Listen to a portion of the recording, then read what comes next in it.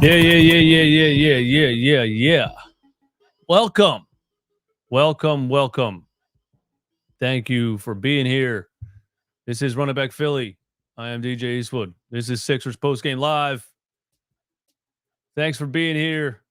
If you are new, be sure to subscribe to the channel.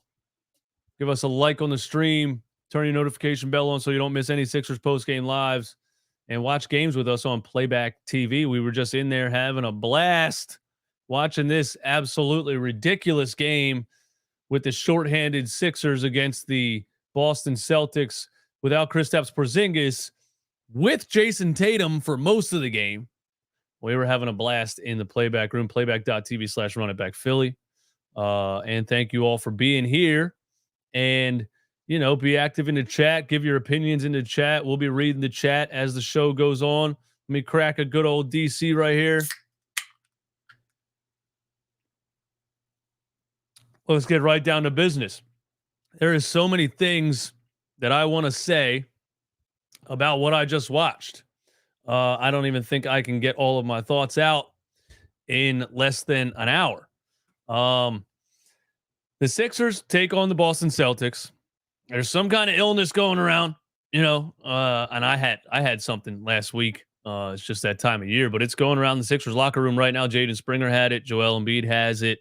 Tyrese Maxey at the last minute, Woj puts out a report that says Tyrese Maxey is now questionable, said he wasn't feeling well today. So he ends up not going either. So we play a game against the Boston Celtics without Porzingis, but with Jason Tatum, Jaylen Brown, Derek White, Al Horford, etc. And we play without Joel Embiid and Tyrese Maxey, which leads us to rely on guys like Patrick Beverly, Robert Covington, Mo Bamba, Paul Reed. And, that's my main takeaway from the game. The Celtics fans should be embarrassed at the performance from their stars in this game. They should be absolutely embarrassed. This should have been a blowout in the first quarter. But they weren't playing defense. They weren't focused. They were complaining to officials too much. And eventually, somebody who is a star, but in my opinion, cries too much and expects officials to roll out a red carpet for him, got ejected from the game. So there's that on the Celtics side. And the other guy, Jaylen Brown, is just the most overpaid player. I can't figure it out. I can't figure out how a $300 million player shows up and plays like Tobias Harris. And that's really what it is. Jaylen Brown is the new Tobias Harris of the Boston Celtics. Paid like a superstar, but is he a guy that's going to lead you? Especially when Jason Tatum gets himself ejected, is Jaylen Brown going to carry the team? No. Guess who it was? The second best player on the Celtics team, Derek White and Al Horford. Anyway, let's not, and Peyton Pritchard, by the way. But this isn't about the Celtics. This is about the Sixers. They put up a fight. They put up an absolute scrap fest fight. And that's what I love about this team. And that's what I love about what this team's looked like since Nick Nurse has gotten here. They just fight. They never stop trying. There's hardly a game or even hardly a section of a game so far this season where you could say the Sixers came out and didn't give their all and didn't give enough effort in the game. Maybe the Timberwolves game at the end of a back-to-back-to-back, 3 back-to-backs in 9 days. They looked gassed in that game. There's hardly a game where you could say they didn't fight. And for them to come out tonight without Embiid, without Maxey, without Batum, without even Jaden Springer, who's still sick. Not that Jaden Springer, again, is like a large part of the team, but a very nice player to have, especially when you're undermanned. A defender who can do a little bit of things on the offensive end. They didn't even have him. They came out here and scrapped and fought and clawed all the way to the end and just came up short because at the end of the day, you're relying on Patrick Beverly and Robert Covington. And we're not talking down about those guys at all. What they did in this game was nothing short of just miraculous for the level of player that they're supposed to be. What they did in this game was miraculous, but at the end of the day, It's like giving a backup quarterback too many minutes. Eventually, you're going to find out why he's a backup quarterback. Eventually, you come down to crunch time and you're relying on Robert Covington to create a shot. He's not a shot creator. He's just Robert Covington. So that's how you lose. Really, we came down to reality. Most of the game we were riding a high. I knew we were going to come down to reality at some time. I didn't think it was going to be in the last 3 minutes, but it came down to reality in the last couple of possessions. I'm not even going to talk about the officials in the game. I'm not upset about the outcome of the game. I don't care. I thought the officials were bad basically on both ends. This is a moral victory for the 76ers. That's what it is. It's a moral victory for the Sixers. You have to be happy with how they fought in this game. The one thing you should not be happy about is the other Robert Covington. And his name is Tobias Harris. Tobias Harris is quite literally $180 million Robert Covington.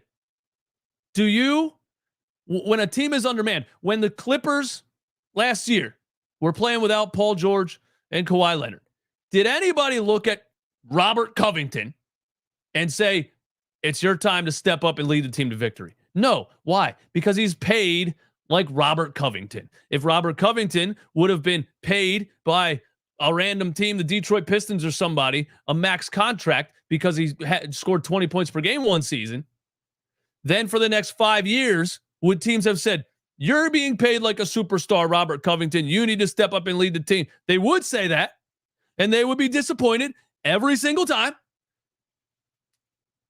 because he's Robert Covington.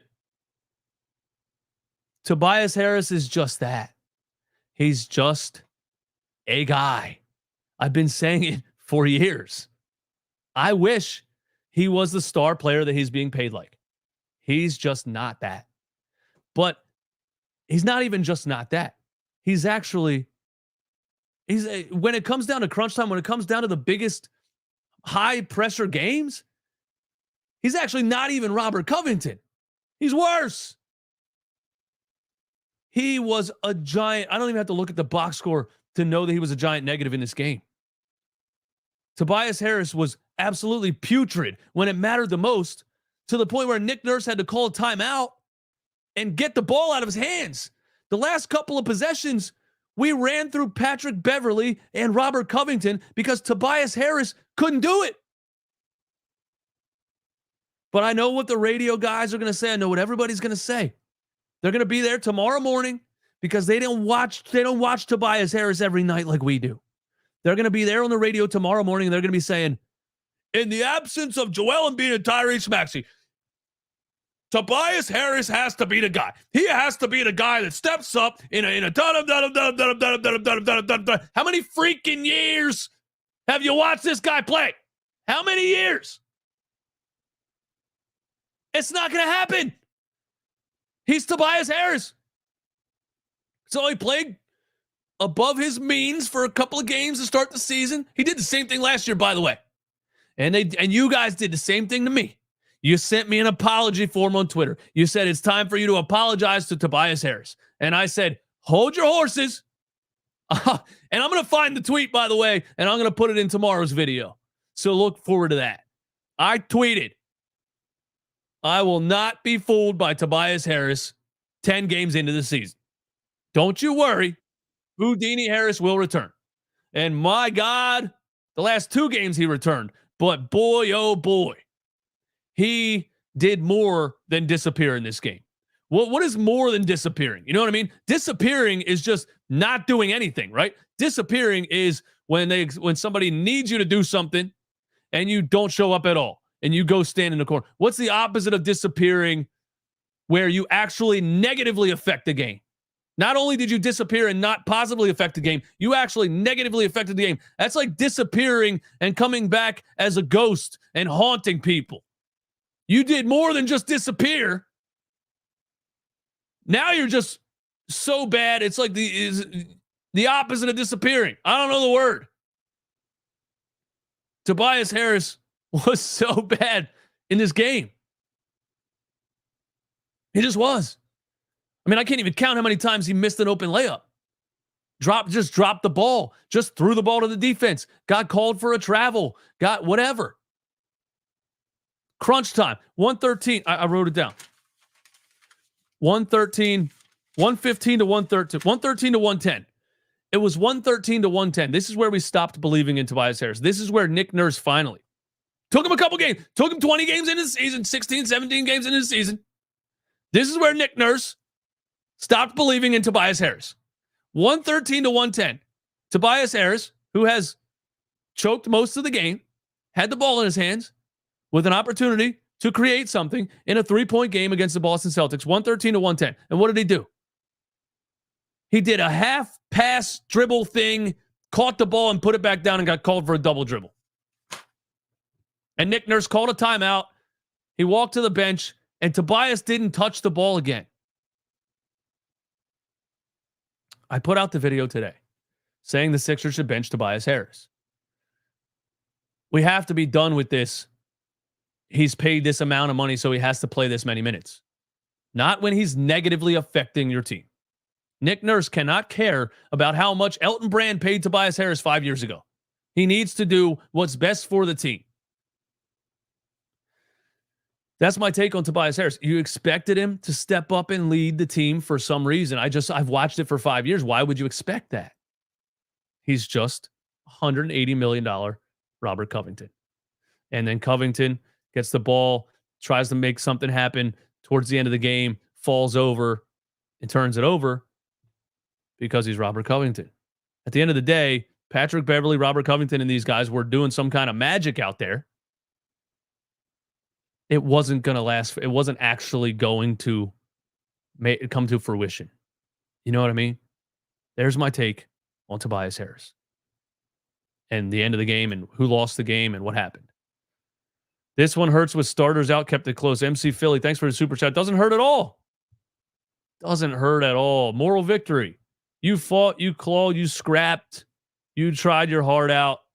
It was a fun time. People thought we were going to have a boring game. They thought we were going to turn this on and it was going to absolutely be a blowout. And they thought it was wildly entertaining. ESPN should be happy at the product that they got from the Sixers backup players. They should be. It was wildly entertaining. I don't care that they lost. I think the Celtics and their fans should be worried about how they just played against a bunch of bench players. I think they should. Patrick Beverly in this game, just a dog. Was that the best game of Patrick Beverly's career? Was that the best game of Patrick Beverly's career? Just a dog. Before I move on to that, what do we got here? What do we got here? Jesus, Tobias was a -5. That's a plus-minus stat. In my mind, Tobias was a -50. That's how much he stunk it up in this game. Tobias did what he always does: disappear when you're supposed to step up. Weak at the basket. Man, let me. I wrote down some of the Tobias plays. Let's go through the. We're not done with Tobias yet. Okay. In the first quarter, what happened with Tobias Harris? I didn't write anything down in the first quarter. Second quarter, Tobias did have a nice pass to Paul Reed on the baseline for a dunk. That did happen. Third quarter, what did I write down about Tobias? Sixers started. Tatum got ejected. I didn't write anything about Tobias Harris in the first 3 quarters. Fourth quarter, crunch time, when it mattered the most. Tobias Harris, somebody gets a steal. DeAnthony Melton's running a fast break. He throws a lead pass to Tobias Harris, and I'm like, oh, great, something bad's going to happen. You just know something bad's going to happen. He throws a lead pass to Tobias Harris. This guy tries to reverse dunk it and gets absolutely rejected like a friend request by Al Horford. I got your friend request. I did not accept it. I deleted it. That's what Al Horford said to Tobias Harris on that dunk. He gets his own rebound and then tries to go back up again against 4 people and gets rejected again. Tobias Harris somehow, some way, got rejected at the rim 2 times in 3 seconds. Every time it mattered the most, he did something absolutely crazy like that. What else we got about Tobias Harris? He had some turnovers. Talked about the turnover he had at the end, the double dribble. I didn't even write them down. I'll go through them tomorrow when I really look at all the plays. He was terrible. Cammy OW, I never want to see Tobias in his Sixers jersey again. I never want to see Tobias in his Sixers jersey again. Well, he's here. It's just he's not the guy. You can't expect him to be the guy. It is what it is. It is what it is. Patrick Beverly game. Patrick Beverly was such a dog in this game. It was absolutely outrageous. It was outrageous. You know, we didn't think we had a shot from the start because who's going to score? Who's going to score without Embiid and Maxey? Not Tobias Harris. Patrick Beverly starts the game like 5 for 6 or 6 for 7, something crazy. Finishes the game with 26 points on 10 for 15, 8 rebounds, 7 assists, just scrapping, clawing, playing defense, taking charges. I just love the way the dude plays. And he's such an underdog kind of guy, undersized, can't shoot well, doesn't really have anything that makes him a sought-after NBA player, but just his attitude. That's his attitude, his work ethic, and the way that he fights. He's one of those guys. If you get in a fight on the street, you want Patrick Beverly to be on your side. When all your frauds stand around to Patrick Beverly would be right up in the smoke. I want his attitude and his mentality to just be contagious to everyone else on this team. A step back three. He hit a couple step back threes. A Patrick Beverly step back three. And he has to launch the ball so hard when he shoots a step back, his legs go straight out. Like a little kid shooting on a little Tykes on a Fisher-Price net.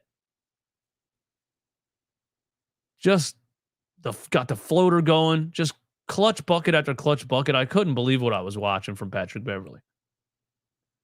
Somehow got a technical foul when Jaylen Brown grabbed his junk.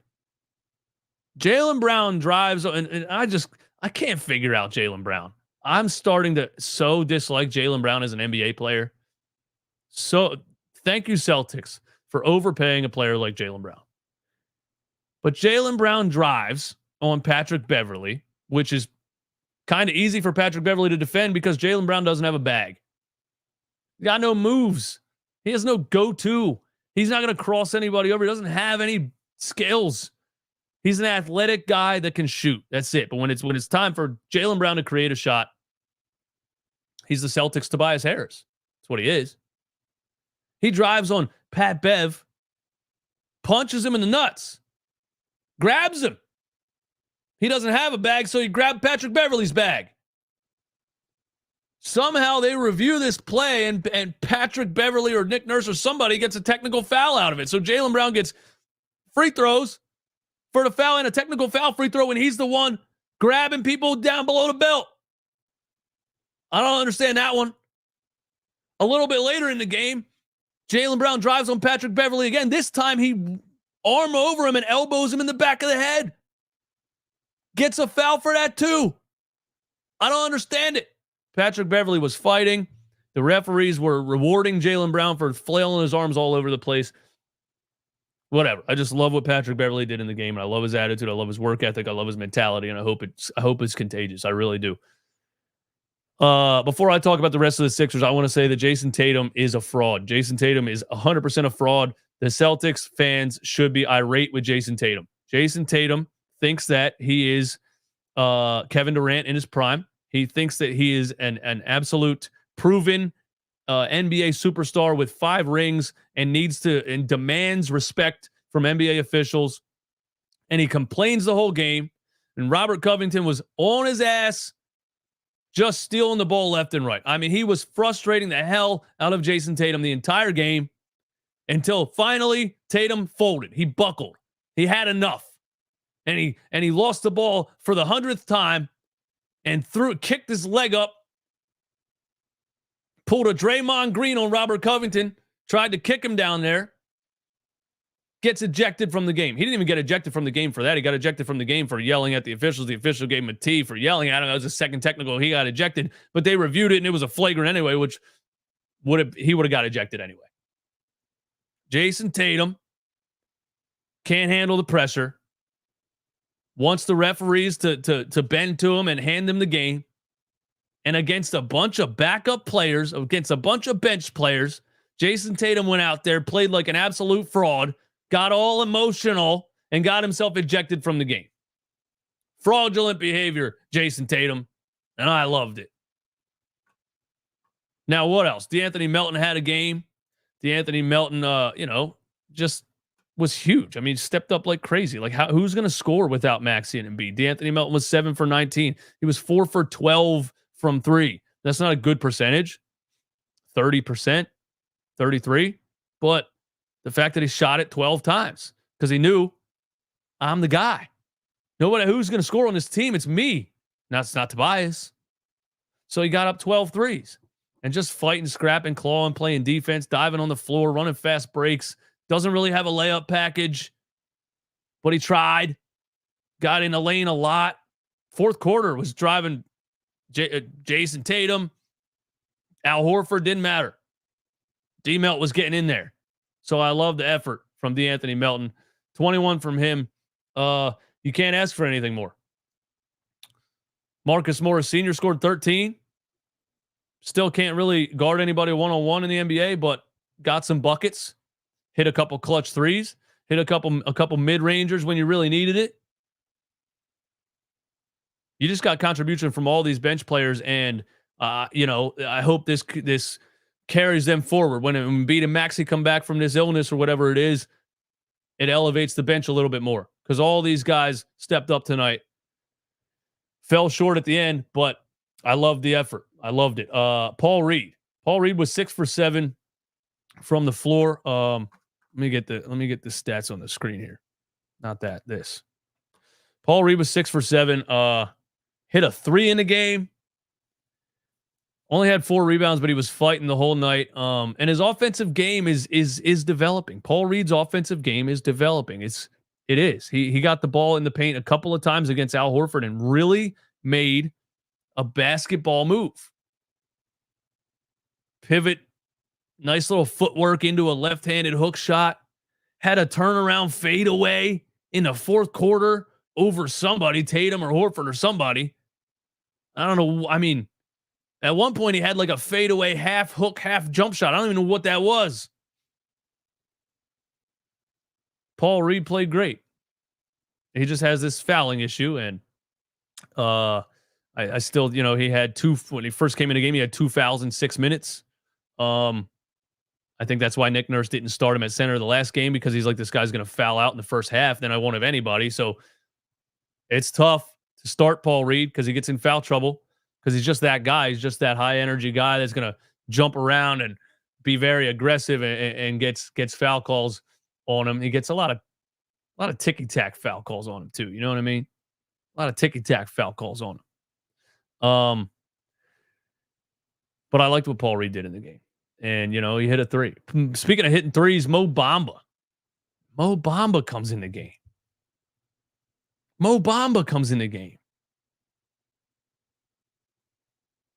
And scores 11 points off the bench. 4 for 7. Hit 2 threes from the top of the key. 2 in a row. Mo Bamba. A couple of putback dunks. Still can't really defend the rim at all. But could Nick Nurse actually get something out of Mo Bamba? A lot of people are in the YouTube comments lately saying, if Nick Nurse is such a great coach, why can't he get something out of Mo Bamba? Why is Mo Bamba so trash? And I'm like, Mo Bamba's just trash. There's nothing he can do. He can't do magic. But I don't know. After tonight, Mo Bamba can't defend the rim, like I said, but he's got a little bit of an offensive game. He's tall, so he can get rebounds, right? He can get weak side blocks, put back dunks, hitting a couple threes in the game. Can Mo Bamba be a serviceable power forward, maybe? Stretch 4? With Embiid guarding the rim? Remember when we signed Mo Bamba and people were saying he's a perfect complement to Joel Embiid as a stretch 4? And I was like, you guys are out of your damn minds. But I saw him tonight and I was like, wait a minute. Maybe Mo Bamba can contribute as a power forward on his team. I don't know. But tonight he showed me something. Man. Mr. Rudy, Tobias is a detriment to this team. I wanted to Superman punch his chest. Do better, Toby. Well, he's not going to do better. He's just Tobias Harris. He's just a role player.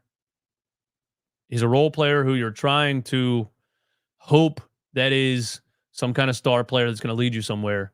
And when you do that, you're destined to fail. It's just like giving the ball to Robert Covington in crunch time and expecting him to do something. He's Robert Covington. That's what Tobias Harris is.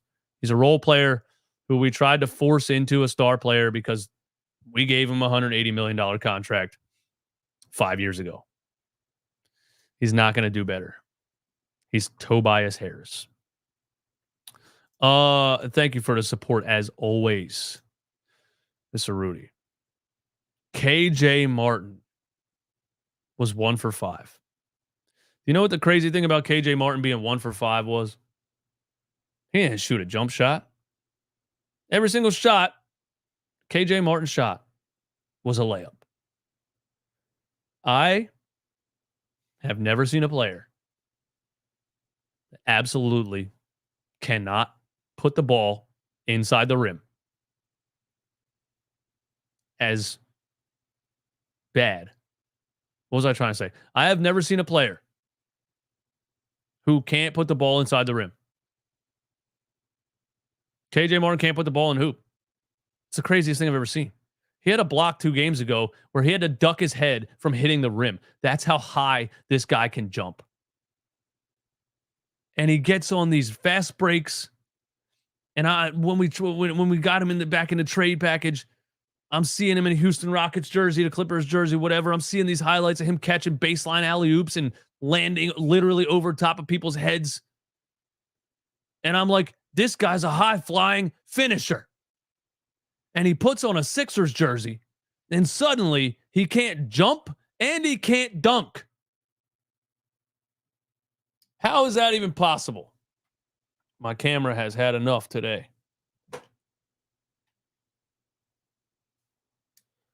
I should probably stream the playback with a webcam, or I'm going to burn out the lens on this thing. We're back. How can KJ Martin not jump or dunk? He had one that was actually impressive. So, he missed a couple layups early, and I'm like, oh my God, dude. Like, are you kidding me right now? Just dunk the damn ball. You can jump out the gym.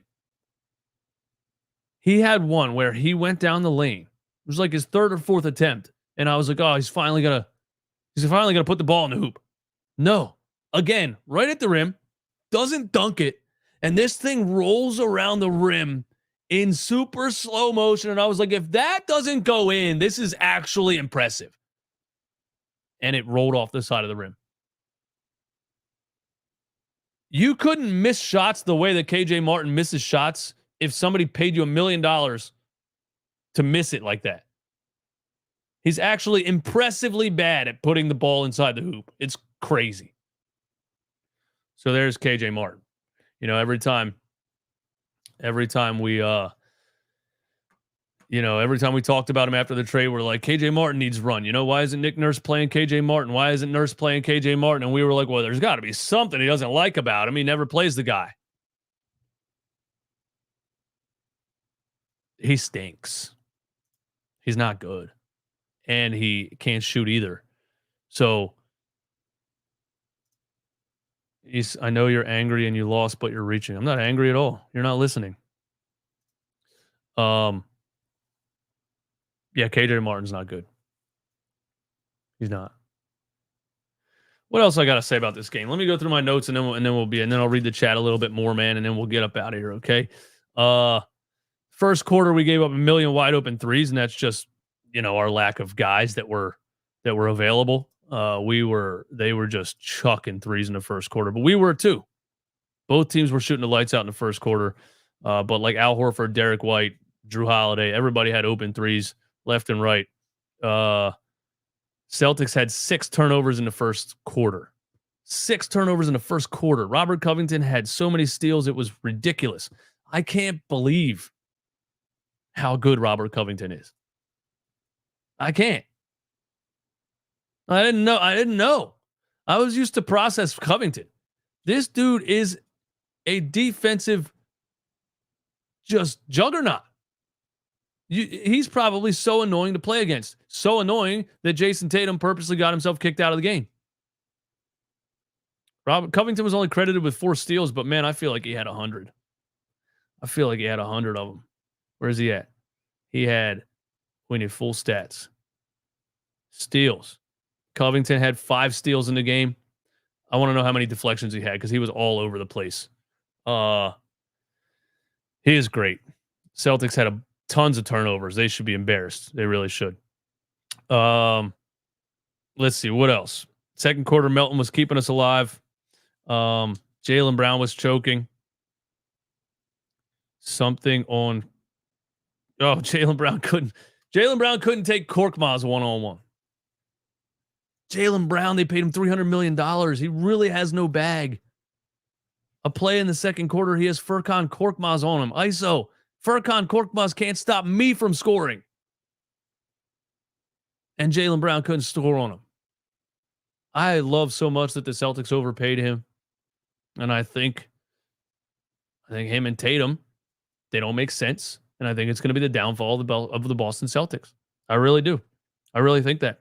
I know there's Celtics fans in here that say that I'm reaching because you're a Celtics fan. Of course you think I'm reaching.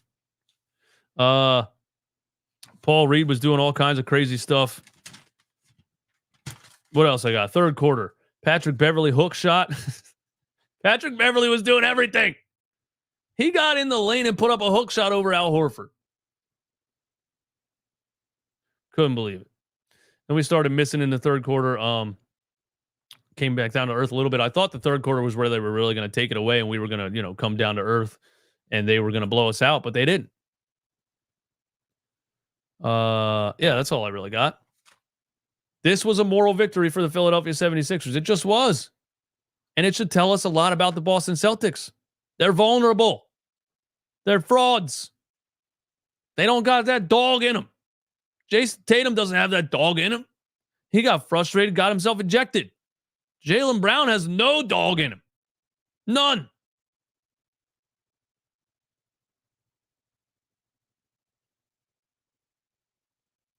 Let's see. What comments are we going to read? What comments are we going to read here? We got a Celtics fan. We're not going to read his comments. Sixers fans, give me some of your thoughts, opinions, questions, hot takes, whatever it is, man. Give me your thoughts, man. Kane, Sixers need to keep the players that play some type of defense. Morris, Tobias, KJ, Furkan, and House Jr. can all go.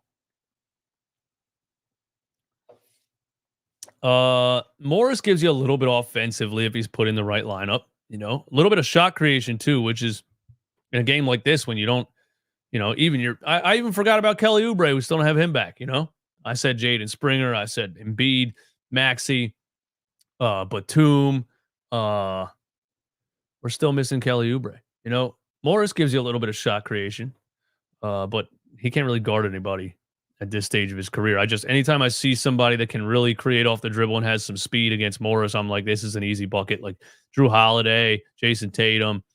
It is what it is. But in certain lineups, when you need a shot creator, I don't hate Marcus Morris. He just can't be out there for too long, Tobias needs to be traded for Levine. We were talking about this in the playback stream right before the game started, and there is now no market for Zach LaVine. Woj tweeted it. There's no trade market for him at all. Just a couple nights ago, he put up 2 points in 27 minutes. What is that? That's Tobias Harris. So the Sixers should be trading Tobias Harris to get rid of Tobias Harris, not to get in return another Tobias Harris with a 5-year contract. And I know I put out the video saying, what I was saying in the video is if they were going to trade for Levine, here's the trade that I would do. And it included Caruso, or it included only the 2026 pick swap and not the unprotected 28. But at this point, nobody wants to pay him $50 million. That's the problem with Zach LaVine right now. No team in the NBA is like, yeah, we'll pay Zach LaVine $50 million. Nobody. It's just like Tobias Harris. Every single season we tried to trade him. And every single offseason, every team in the NBA said, I'm not paying Tobias Harris $40 million. That's it. So, no, if you trade Tobias at this point for Zach LaVine, you're just locked into another massive contract that still has 4 years on it. I was kind of on the Zach LaVine trade a couple weeks ago, but not anymore. I don't know who's going to. It's actually pretty wild that his contract is working against him. I mean, he's making a ton of money. Don't get me wrong. He's living a lavish lifestyle. But if he ever wants to be on a contending team, now he can't get there. He can't get to a contending team because he's not good enough for somebody to want to pay his contract. So he's stuck in Chicago. That's pretty crazy. Somebody might bite, but I don't know. Their 2-star players can't dribble. Tatum can a little bit. Jaylen Brown has no bag whatsoever. No bag. Couple more. You know how demoralizing it is when there's a steal at a key moment and you see Tobias Harris with the ball in the open court. Yep. Exactly what I said, man. When D-Melt was running the floor and he threw the lead pass to Tobias, and I was like, oh, God, something bad's going to happen. Then he got rejected twice in 3 seconds. It was crazy. I hope we don't get fined for sitting star players this sick crap. I don't think the NBA can fine you for being sick. That's the funny thing about it. When the NBA announced, we're going to crack down on load management, your teams are now not allowed to rest 2-star players on a nationally televised game. And everybody fell for it. Everybody was like, oh, no, the NBA is going to end load management. But then nobody used their brain and said, won't the teams just make up an injury or say the player's sick? I literally said that when they announced it. Hey, you're not allowed to rest healthy players. Okay, he's sick. There you go. How could the NBA go in and be like, well, we need a doctor to make sure he's actually sick? It's what? Like, he has a sore ankle. He has a tight lower back. He has a sore calf muscle. It doesn't make any sense. They can't crack down on load management because you can just make up an injury. How can somebody prove that I don't have a sore foot? You know what I mean? How could they fine you for being sick? The NBA absolutely failed at cracking down on load management because they can't do it. And they failed at this anti-flop rule. I mean, God. And when that came out, I said the same thing. How are NBA officials who can't make the right call in the first place and continuously get bamboozled and hoodwinked on flops, how are they going to call a technical for flopping if they don't even know what a flop is? You know what I'm saying? Who else? Davon. Thanks for the support, my guy. Tobias lost us that game for real. They could have got it. He did lose us that game. But I'm not shocked. It's just Tobias Harris. If you're relying on Tobias Harris to deliver you a victory, you're setting yourself up for failure because it's Tobias Harris. Have you ever seen Tobias Harris deliver a victory? I think one time against the New York Knicks, right before the All-Star game, he hit a game-winning mid-range jump shot, and he was screaming, I'm the All-Star. I'm the All-Star. Are you, though? Or are you just Tobias Harris? He's just a player that the Sixers paid way too much money. Now we expect him to do something that he can't do. We're stuck with Tobias unless the team is interested in his expiring contract. It's the only way to move him, and they will be interested in his expiring contract. It's $40 million. They'll be very interested in his expiring contract. That's what, that's how that works, right? So teams that are tanking, like teams that are about to tank or teams that are trying to clear cap space, you say, hey, you take Tobias Harris, then he walks at the end of the season, you clear $40 million in cap space. That's how it works. If you have a player like LaVine, for instance, who you're tied to for 4 or 5 years, if the Sixers would fall for that, you trade Tobias, LaVine, make the money match with some other players, then that team clears all the cap space by those players leaving, and they're not tied to the Zach LaVine contract, except for the fact that nobody's going to do that because nobody wants to be tied to the Zach LaVine contract. But hopefully Daryl Morey can figure out a way to sell that Tobias Harris trade somehow, some way, because you got to get off of that contract, man. You have to. You got to get off of that contract. Davon, Pat Bev, the blame, he had the flu first. Did he? When? Jaden Springer had it for a couple days now. Can we ask Daryl if his crumble cookie offer is still on the table? I forget what he said. I forget what his crumble cookie thing was. Tobias is a sharpshooter. Tobias is an assassin scorer. Get it right. That's what his dad said. Assassin scorer. Jaden Springer got some bug to the locker room and gave to Embiid, Maxey, and Batum. Batum has the hurt finger. You know, I don't think he has. I don't think Batum is sick. Bleeding Green Betty. Stop it. I heard you rail on other commentators for claiming moral victories. You can't even say it with a straight face.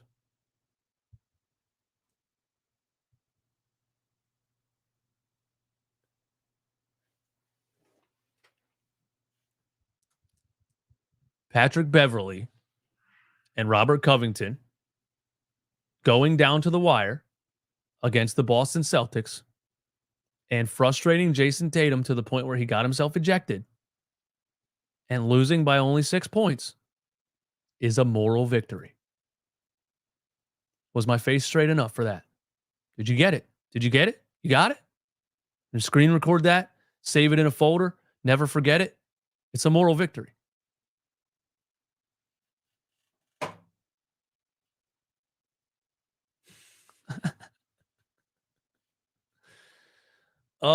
If you bench Harris, which I think is a good move, he could be good off the bench possibly. Who would you put in? Well, he wouldn't be good off the bench because tonight, for instance, he was playing with bench players, right? Patrick Beverly, Robert Covington, etc., and he couldn't do anything because he can't create his own shot because he's not good enough. So he wouldn't be good off the bench. I don't know what the answer is.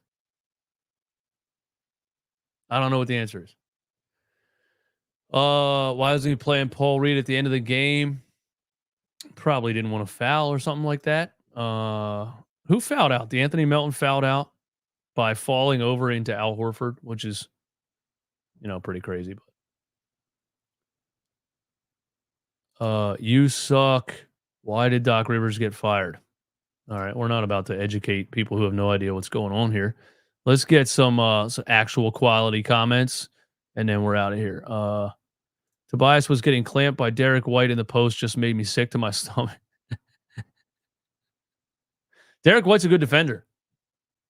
Some of the funniest parts were when Tobias Harris would have Derek White on him, and he'd call for a screen so that he could switch on to Drew Holiday. And I'm like, you're calling for a screen to get away from Derek White to take on Drew Holiday? Do you understand that that's also a great defender?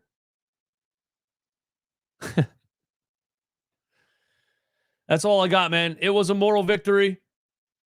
The Celtics should be embarrassed. Celtics fans should be embarrassed. Jason Tatum should be embarrassed. Played like an absolute whiny baby. Got himself ejected from the game instead of stepping up and leading his team. Jaylen Brown's the most overpaid player I've ever seen. Derek White's the best player on the team. Derek White and Al Horford led the Celtics to victory. Celtics fans should be embarrassed, and they should be worried. And the Sixers, we played hard, we scrapped, we fought, and it was fun. And Tobias Harris is who we all knew he was anyway. Pat said on his podcast a week ago he had the flu. Well, then it was Patrick Beverly's fault.